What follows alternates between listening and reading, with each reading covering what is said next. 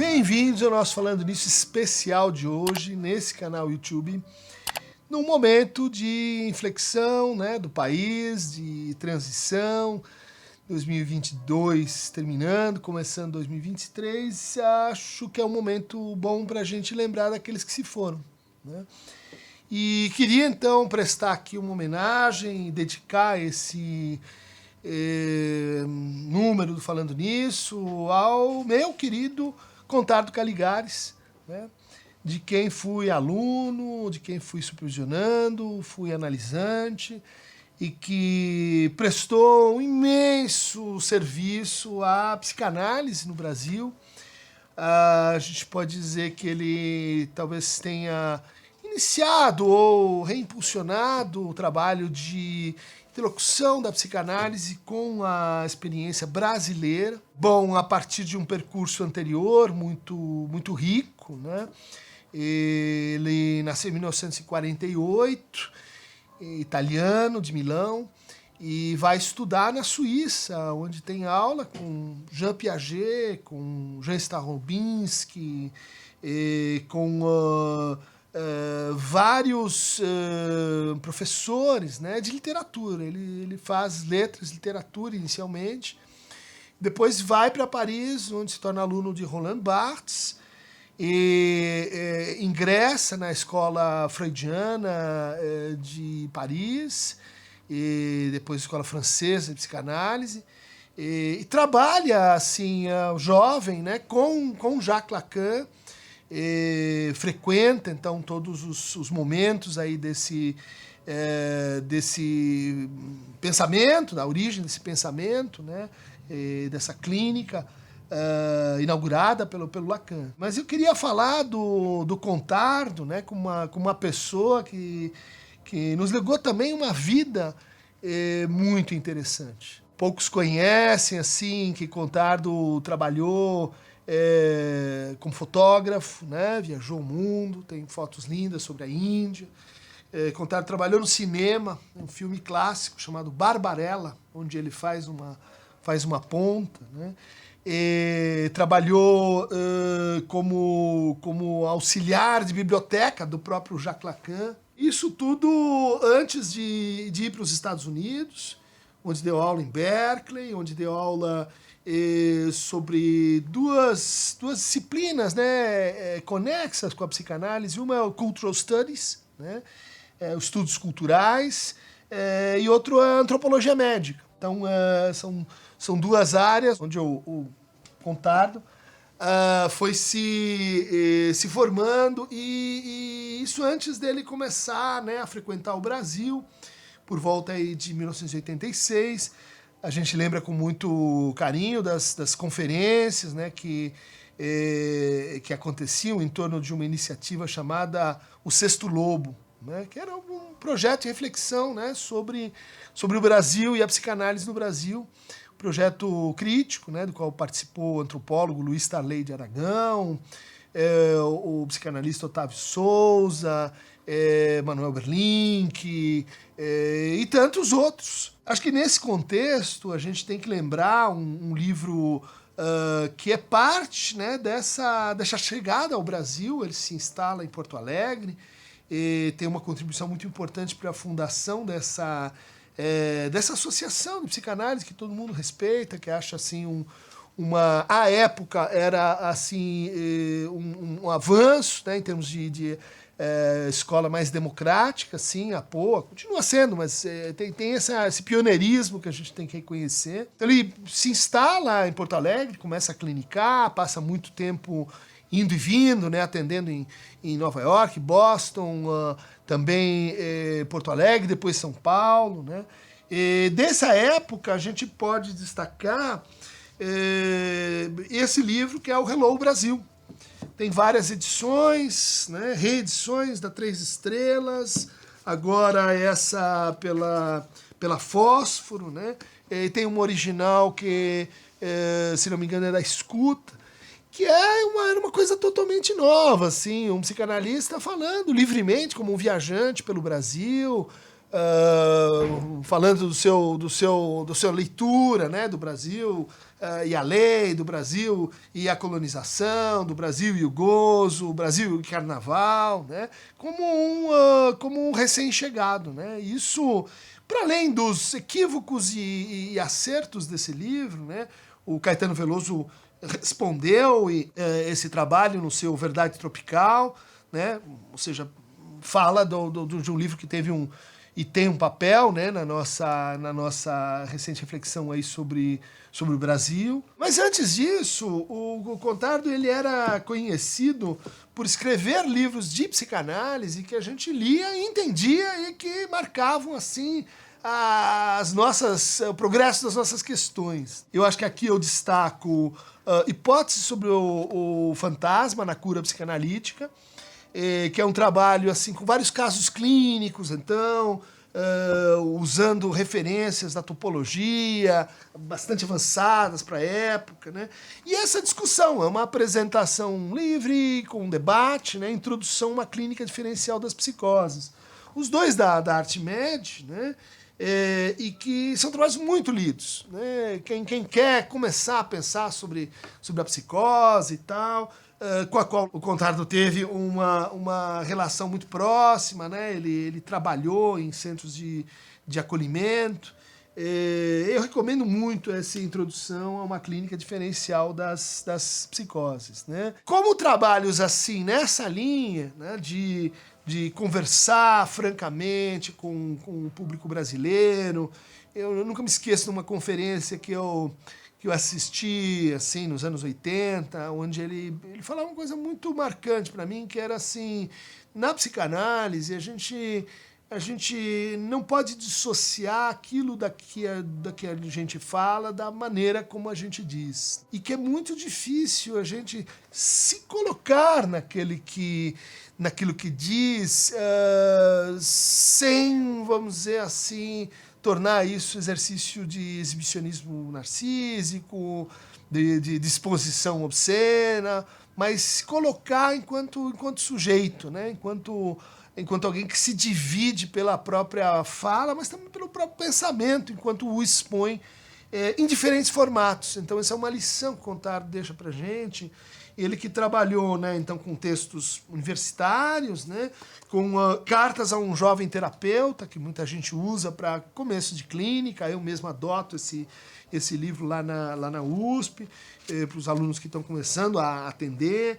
Esse trabalho sobre adolescência, muito, muito legal, né? Ele foi um dos pioneiros a começar a discutir, tem uma nova adolescência aí acontecendo. E esse texto que ele organizou, muito raro e uma temática pouco usual, né? Que é o laço conjugal, né? O Contardo se interessava muito pelos casamentos, pelas famílias, pelas relações amorosas, né? E como isso constituíam laços, né? Constituem laços polimórficos, em transformação. Isso lá, assim, nos anos 80. Mas daí veio o Contardo das colunas. Todo mundo acompanhava semanalmente as colunas dele na Folha. E ele mesmo dizia assim, isso foi uma das coisas que mais me transformou no Brasil. Ou seja, ele tinha que falar sobre a cultura brasileira, sobre filmes, sobre peças, sobre o sofrimento e como o sofrimento tem um lado criativo, um lado transformativo, né? Essas colunas foram reunidas, então, né? Todos os Reis Estão Nus, saiu pela Três Estrelas, Quinta Coluna, pela Publifolha e Terra de Ninguém, né? Também pela Publifolha. Eram eventos assim marcantes, a gente acompanhava a cada 2 anos, 3 anos a edição das colunas, a discussão que isso gerava. Muitas colunas tão polêmicas, né, em que as pessoas tomavam partido a favor e contra, animando então o nosso debate e trazendo, né, a psicanálise para esse contexto. Me lembro das intervenções do Contardo no Canal Livre, no Roda Viva, dele sempre dizendo como a cultura, a história, como a sociedade não são, vamos dizer assim, fatores intervenientes, não são panos de fundo, não são assim coisas que ajudam a gente a a entender a subjetividade. Isso é uma matéria-prima mesmo da subjetividade, do sujeito, das nossas fantasias, dos nossos sintomas, né?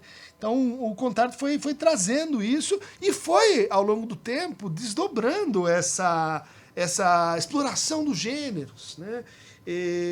A Mulher de Vermelho e Branco é uma experiência dele na literatura, né? Falando de um romance, no fundo, que dá continuidade ao Conto do Amor, né? Da Companhia das Letras, que são textos literários assim que falam muito da experiência do próprio Contardo, né? São extremamente autoficcionais, a gente diria, hoje. Contardo era uma pessoa realmente diferente, uma pessoa de uma lucidez para falar com qualquer um. Ele adorava falar com qualquer um, né? Nas ruas. Isso vai aparecer lá no Psi, né? Na série que ele dirige, com o Cláudio Hanna, né? E com o Carlo Antonini, Emílio de Mello, né? O Carlo Antonini era o alter ego do Contardo, então era um psicanalista que saía do consultório, né? Um psicanalista viajante, um psicanalista que tinha esse olhar que a gente está vendo, né? Marcou toda a vida dele, todas as movimentações pelo mundo afora. Então, de fato, um psicanalista cosmopolita, né? Um psicanalista que conseguia assim trabalhar em várias línguas, em vários gêneros, em vários níveis de discurso, criando coisas com a psicanálise, os seus experimentos, né, com os adolescentes, com os quais ele andava pelas ruas, né, da Batatais, dos lugares onde a gente encontrava, né, sempre o Contardo na cidade, né, um psicanalista na cidade, que assim acolheu, ajudou, fez de tudo por tantas pessoas e tantas gerações de psicanalistas, né? E me lembro de, ao longo desses tempos, insistir sempre com ele: olha, Contardo, tem um trabalho muito importante para a gente entender tudo que você fez depois, que é o seu trabalho de doutorado, né, na Universidade de Aix-en-Provence, na França, que é um estudo sobre como pessoas, a questão da Hannah Arendt, né, como pessoas aparentemente normais, banais, ordinárias, se tornam agentes de campos de concentração, se tornam pessoas assim absolutamente tomadas, possuídas por um ideal, né, que as leva a cometer as piores atrocidades. Então, esse trabalho agora era assim, só tinha em francês e era difícil ter uma cópia, e a gente insistia, Contardo, isso é muito importante, e ele dizia: alguma coisa tem que ficar para a posteridade. Eu não vou publicar tudo que eu escrevi, eu vou deixar isso, que era um texto pelo qual ele tinha muito carinho, a gente via a presença, né, ele usar isso nas colunas, nas intervenções e tal. Então agora a gente faz uma homenagem, né, de lembrança, de luto, nesse momento que a gente está, Brasil, reaprendendo a fazer luto. A edição saiu pela Fósforo, finalmente, né, O Grupo e o Mal, estudos sobre a perversão social, que é a tese, a famosa tese, né, que ele falou que gostaria que você aparecesse aí depois, que ele se fosse, né? Prefácio do Jurandir, um grande amigo, aliás, o Jurandir estava lá no Sexto Lobo também, edição a cuidado do Otávio Souza, né? Então, tantas pessoas que acompanharam o Contardo estão aí. Eu acho que nessa homenagem que a gente faz, né, a essa pessoa que esteve em São Paulo, contribuiu muito para hoje diferentes associações, diferentes escolas, né, passaram pelo divã, passaram pela supervisão, passaram pelos textos do Contardo, e a gente queria encerrar então essa homenagem, né? Vocês podem ver aí as fotos, imagens que o Bully está pondo, né, na tese da minha querida aluna, Luciana Chris Salum, é uma tese muito autobiográfica também, sobre como se escreve em casos clínicos, como ela escreve o próprio caso, né? Então tá aí o Ricardo Goldenberg, Tatiana Sade, o Nelson da Silva Júnior e o Contardo falando, né? E falando daquele jeito assim que parecia que ele estava numa digressão, que você não estava entendendo direito por que ele estava dando aquela volta, meio às vezes biográfica, autobiográfica. Era um erudito, conhecia Renascimento italiano com pouco, cinema, fotografia, artes em geral, né? E ele dava aquelas travelings e de repente descia, bicava a pessoa e dizia, olha, esse ponto, é isso aqui que a gente então tem que trabalhar, né? Esses giros inesperados que a gente vai ver aí nessas colocações que o Contardo está fazendo ao longo desse comentário, né, dentro de uma banca. Ele ia muito pouco a bancas, ele tinha um certo recuo com instituições, grupos, massas, universidades, inclusive, mas a gente conseguiu, né, daquela vez, graças, acho que a um concentrado de gente que ele tivesse com a gente. Foi um momento muito importante. Com vocês, Contardo Caligares. Então, eu tenho que fazer uma consideração prévia, e que é que, não, é do outro lado, pronto, e que é que eu não... sempre tive uma excelente relação com Eric Borges. E numa época em que eu era casado com Veronique Aubry, ele com Anne Borges, de quem infelizmente se separou, foi um erro, eu acho, do meu ponto de vista. Mas a gente jogava bridge uma vez por semana. O meu casal, ou seja, eu e Veronique, jogávamos muito melhor do que os Borges. Mas isso não era mérito meu. Veronique era filha de um dos 4 titulares da equipe francesa de bridge e um outro dia da semana jogávamos com o pai dela. Então a gente jogava realmente muito melhor do que os Borges. Por isso, os casais se misturavam. Eles jogavam geralmente eu e Eric contra Veronique e Anne. É óbvio que eu e Eric sempre perdíamos. E isso é óbvio que era culpa de Eric. Mas, fora esse detalhe que ele não desmentirá, espero. Então, as minhas relações com o Henrique, que não vejo há tempo, eram, pelo menos em tese, ótimas. Então, fora essa reserva preliminar, eu vou fazer uma observação de professor em homenagem ao que sobrou do meu toque, apesar da psicanálise, ou por causa dela, é que aparece em um dado momento, em 1990, relativamente a Austin, o que fazer, como fazer, how to do things with words, são as William James Lectures de 1955, publicadas em 1962. Mas, ok, essa é o toque inevitável. O que eu queria lhe dizer, Luciana, é que a generosidade, essa palavra já foi usada, e a coragem com as quais você se aventura a escrever da sua análise, digo da sua análise como complemento de proveniência, de onde você escreve, não como complemento de argumento.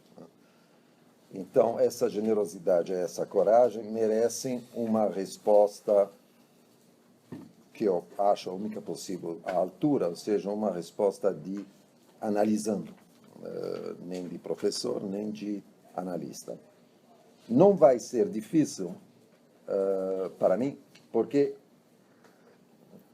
não sei se você se dá conta, mas para alguém da minha geração e que passou na França a grande parte dos anos 70 e 80, aliás, todos os anos 70 e uma boa parte dos 80, até 89, O seu texto é vintage. Tem um charme quase, não, nem quase, tem um charme nostálgico. Pelas referências escolhidas, sei lá, William Wilson, The Image in the Carpet, são textos realmente datados de muito antes disso, mas naquela época são textos de conversas, sei lá, na Coupole ou em qualquer café da Place Saint-Germain. Mas o próprio problema da escritura é um problema totalmente vintage. Eu me senti transportado, levado de volta à época da minha primeira análise e da minha formação e daqueles anos parisienses muito especiais. Imaginei que chegariam, que faziam parte desse vintage, e em algum momento Deleuze e Derrida não chegaram, mas... Baixa um pouco... Baixa o micro, assim? Acho que assim está melhor. Mas justamente por isso eu me senti ainda mais próximo daquela época e da conversa parisiense dos anos. Quando digo conversa, estou falando conversa no sentido forte, porque era uma época em que os cafés de Paris tinham um pouco a mesma função do que os cafés, ou melhor, as pâtisseries viennoises.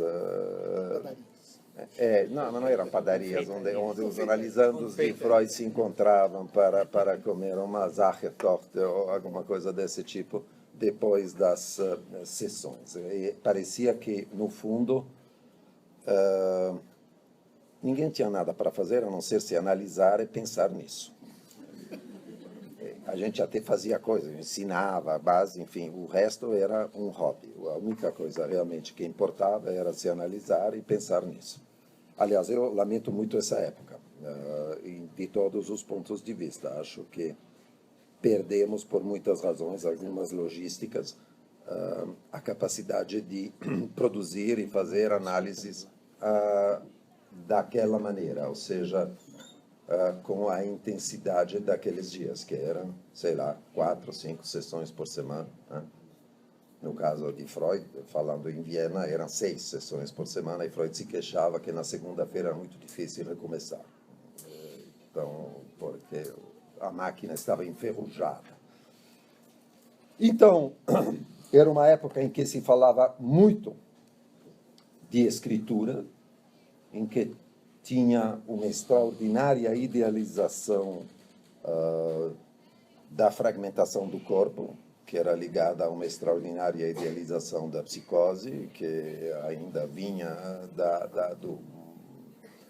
da reforma psiquiátrica, digamos, ou pelo menos do seu projeto recente, e a sensação muito viva de que tinha algo em nós que precisava ser renunciado ou morto. Renunciado ou morto.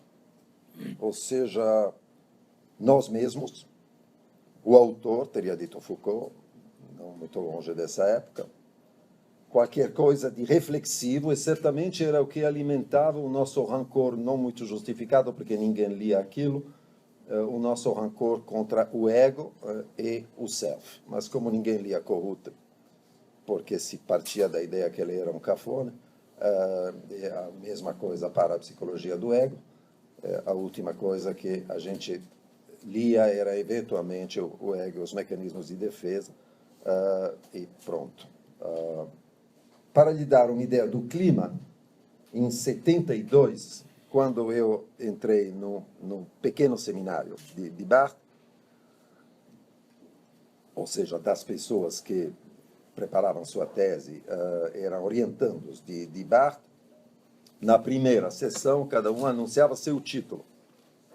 E teve alguém que anunciou, eram pessoas todas excelentes, mas que anunciou a ambição de escrever uma tese que se chamaria Mourir d'écrire, morrer de escrever, o que era, aí falando em cafona, de primeiríssima linha, até porque acabava de sair um filme que se chamava Mourir d'aimer, Morrer de Amar, que era um filme piegas para caramba.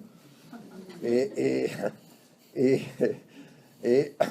Barthes, que era uma pessoa sábia, disse que a descrição no fichier central de thèse seria uma frase tipo relação entre algumas formas do discurso e o complexo de castração, que cobre praticamente qualquer coisa que você queira. Bom, mas me lembrei disso porque você me fez lembrar imediatamente do seu texto que a minha primeira análise, justamente falando em algo para ser renunciado ou morto, a minha primeira análise foi literalmente assombrada pela presença de uma criança morta, que era uma espécie de duplo. Eu me analisei com Serge Leclerc, e eram os anos em que ele pensava, escrevia e publicou Mata-se uma Criança. A procura da criança maravilhosa no projeto de matá-la, como se aquilo fosse, e de fato talvez seja, uma espécie de necessidade no processo analítico para que a gente possa viver, e não só no processo analítico, a necessidade de matar essa estátua narcisista inventada pelo desejo dos pais para que a gente possa viver, tinha, sem dúvida, uma certa relação com a ideia de que o próprio processo da escritura teria como tarefa produzir uma morte comparável, ou da mesma ordem. Por isso, gostei muito gostei não é a palavra, mas me peguei fortemente naquela sua evocação da leitura paranoico-crítica do Ângelus por Dalí, e, no fundo, não é muito importante decidir se havia ou não uma sepultura numa primeira versão do quadro, porque as batatas podres são largamente suficientes para representar qualquer criança. E isso era pretensamente engraçado. Eu vi, você sorriu. Eu fiquei um pouco preocupado que todo mundo pensasse que crianças são todas batatas podres. Ou que saísse dizendo Caligares disse que criança é batata podre. Bom, relativamente a isso, minha descoberta naqueles anos foi que a criança maravilhosa, aquela que se trataria de encontrar no desejo dos pais e de matar, na verdade, já é uma criança morta. É uma espécie de natimorto. Podemos matá-la para viver, mas, primeiro, ela já é um cadáver, e segundo, seu cadáver continua entre nós sempre porque é dele que aprendemos a gozar. No fundo, o horizonte do gozo, no seu sentido mesmo mais estupidamente trivial, é aquela criança morta, ou seja, aquela criança que teria sido realmente o objeto perfeitamente adequado do desejo dos pais, aquela criança, aquele cadáver manipulado.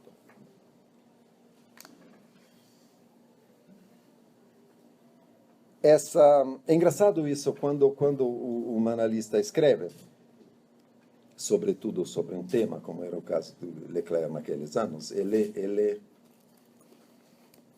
orienta as suas análises muito mais do que parecem. Né?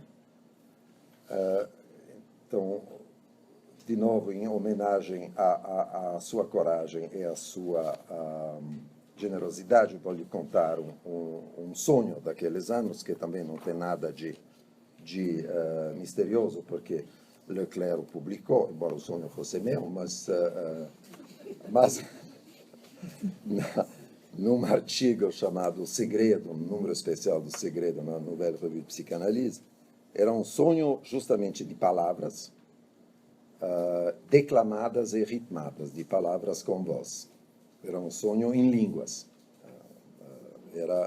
O sonho dizia só 3 palavras, era Gut libus hombres.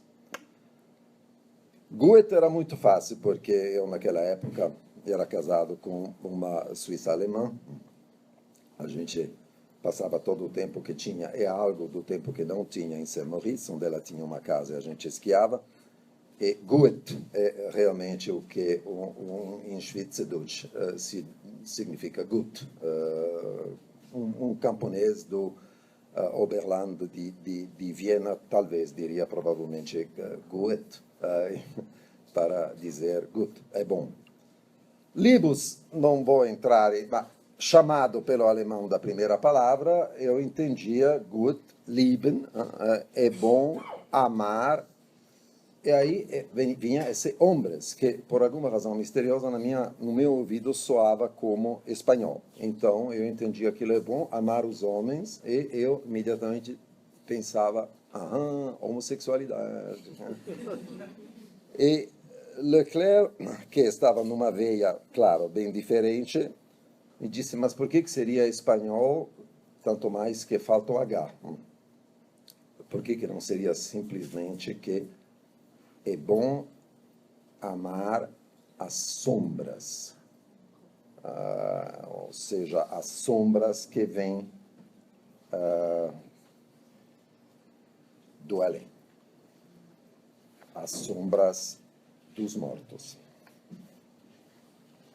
Enfim, outro fragmento, não de sonho, basta com isso. Os fragmentos sobre os fragmentos.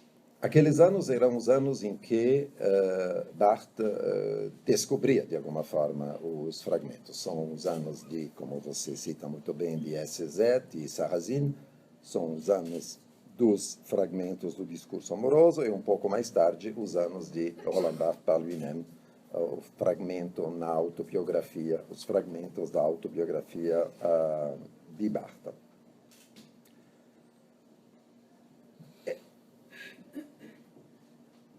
Um detalhe é o seguinte,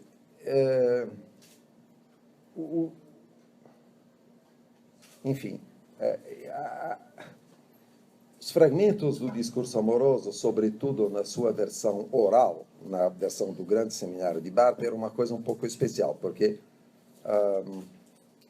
Barthes não era, curiosamente, embora sofresse muito e tivesse sofrido muito por amor, ou sim ele dizia, talvez para poder escrever esse livro maravilhoso, mas não era um cara que mostrasse afetos tipo, não tinha nada disso, e mesmo o amor em questão, que era, bom, hoje todo mundo sabe por quem, como se chamava, era um dentista, aliás, curiosamente, mas que estava presente no seminário, na leitura do seminário Fragmentos de um Discurso Amoroso, a impressão que a gente, amigos e alunos do pequeno seminário, a impressão que a gente tinha era que o uso do fragmento era também uma espécie de cura, uma espécie de maneira para ele de se desfazer da patologia amorosa. Naquele ano, aliás,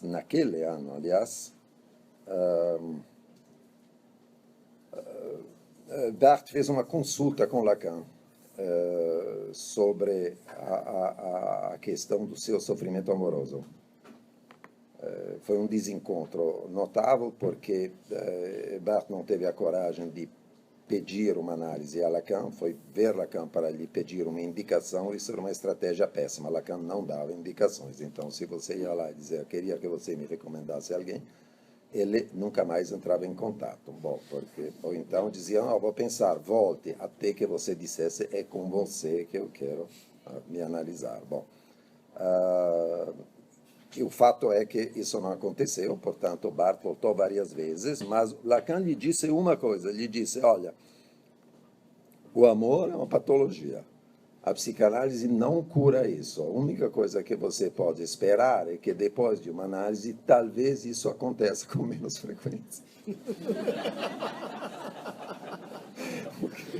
O que eu acho totalmente sensato. Mas... Então,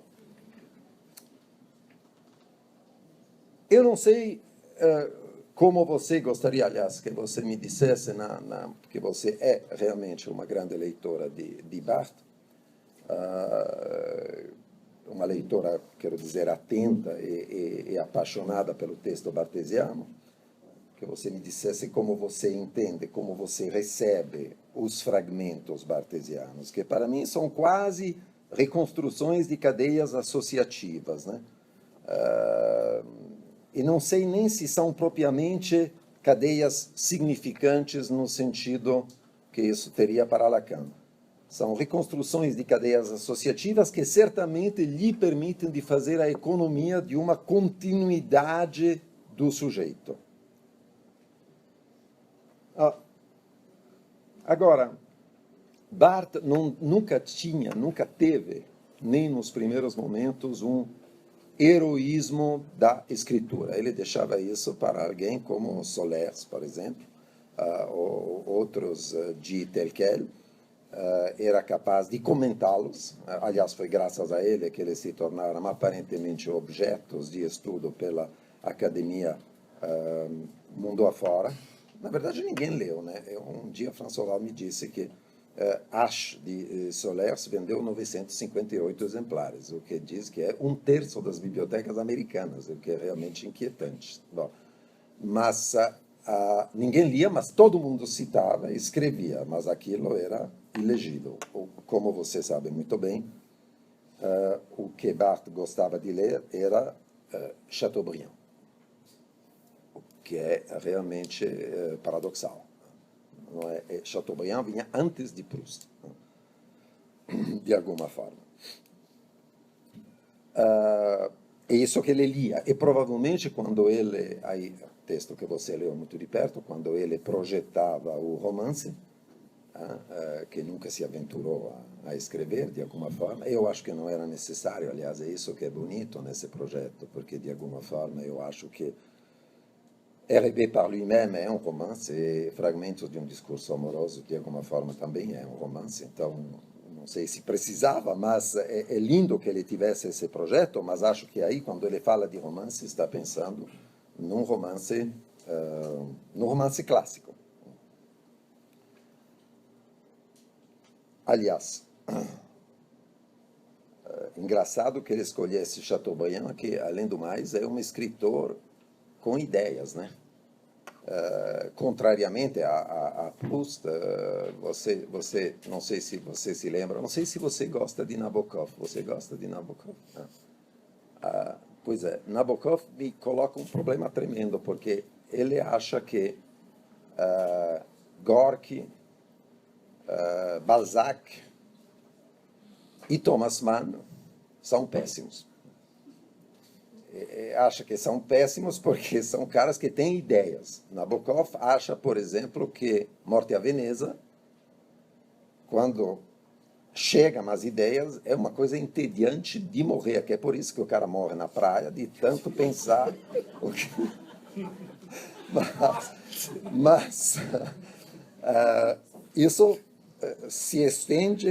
Bom, é interessante, porque eu não sei que tipo de romance Barthes teria escrito, se ele teria passado no crivo de Nabokov, caso tivesse escrito o famoso romance que, claro, não escreveu. Claro que Chateaubriand não passaria. Nabokov certamente detestaria Chateaubriand, salvo que não leu, talvez com razão, aliás, porque Chateaubriand é um porra, isso sim. Não. Mas, então, voltando e indo ao essencial, aqui realmente a questão que eu acho que a sua tese coloca aí como questão teórica e resolvida, e não é nem teórica, teórico-prática, não resolvida, e acho que é uma questão não resolvida, é que nós temos uma ideia, digo, a psicanálise pós-lacaniana tem uma ideia do sujeito como algo que não é um agente, é um efeito. Até aqui, tudo bem. Depois temos uma ideia de como é que se constitui essa coisa que chamamos o moi, por alguma imperfeição da língua francesa, aliás, porque, na verdade, deveríamos chamar o eu. Porque em alemão é das ich, porque ninguém nunca disse que aquilo era das mich. Então a ideia de usar o complemento de objeto para ainda mais salientar o lado não subjetivo da instância egóica é uma ideia derivada dessa primeira tradução de Freud pelos franceses. Na verdade, para Freud, só tem o eu, às vezes com artigo, que implica uma certa objetivação, às vezes como pronome, eu. Mas, enfim, ficando com o francês. Então, existe um agente subjetivo, um lugar de onde sai a nossa ação, quem sabe a nossa escrita, quem sabe o gesto de escrever, que não seja apoiado numa reflexão sobre si mesmo, que não seja produzido a partir de uma imagem de si mesmo.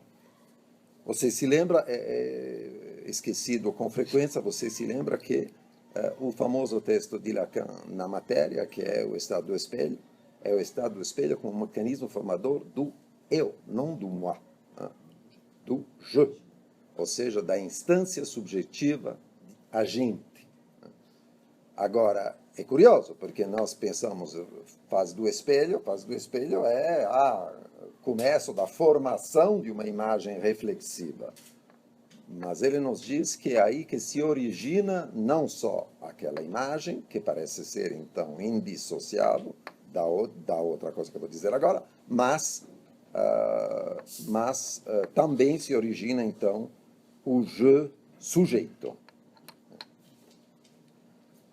Eu não sei, não acho que nós tenhamos uma resposta a essa pergunta. Eu não estou lhe dizendo que você deveria ter dado. Ao contrário, eu achei muito, muito interessante, realmente, do ponto de vista teórico-clínico, fora o prazer da leitura, a leitura da sua tese, porque essa me parece uma questão muito viva para a psicanálise pós-freudiana em geral, não só lacaniana e não só de endereço lacaniano. Como entender o que é um agente subjetivo, porque também ninguém entende. Se você começa a dizer o agente subjetivo é inconsciente, você se torna Grodek, fundamentalmente. Aí é o saque dança e que leva o baile. Então, não é isso. Então, o que é um agente subjetivo que não seja a complacência narcisista? É realmente um enigma. Que mais?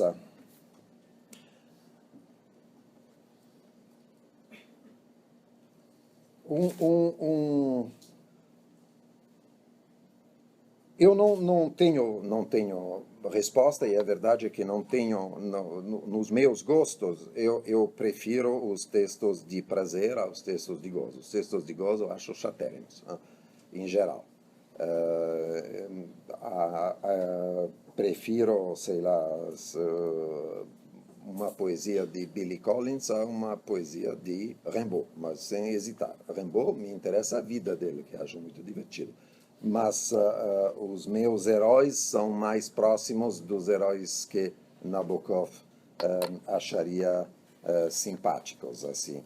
Ou seja, o que me interessa é inventar uma leveza do eu, uma leveza do moi.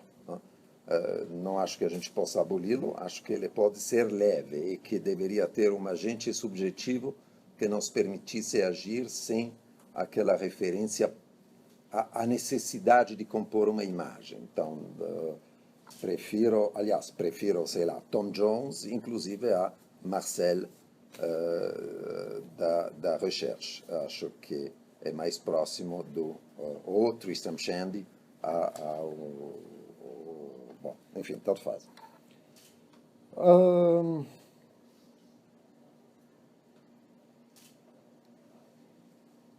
E no fim vou lhe contar mais uma coisa. A propósito dessa leveza do escrever e do falar, sem alimentar a ambição de produzir uma subjetividade sem agente egóico. Eu acho, aliás, que você se sai muito bem nessa arte, porque justamente a sua não é uma tese de gozo. A tese de gozo, aliás, não passaria como tese, né? Cá entre nós.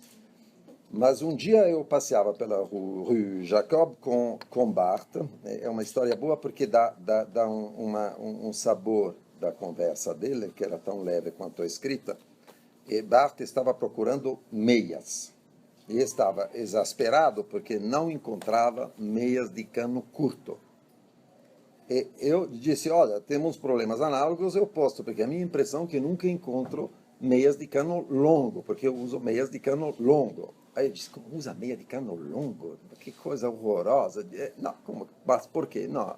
Ele me disse, escuta, não, você quer meias de cano longo, porque quando a calça sobe, elas dão a ilusão de um órgão inteiro que se prolonga sem corte. Eu gosto de meias de cano curto, porque eu adoro ver aquele limite entre a meia e a pele quando a calça sobe. Então, no fundo, são apenas dois fetichismos diferentes. Só isso.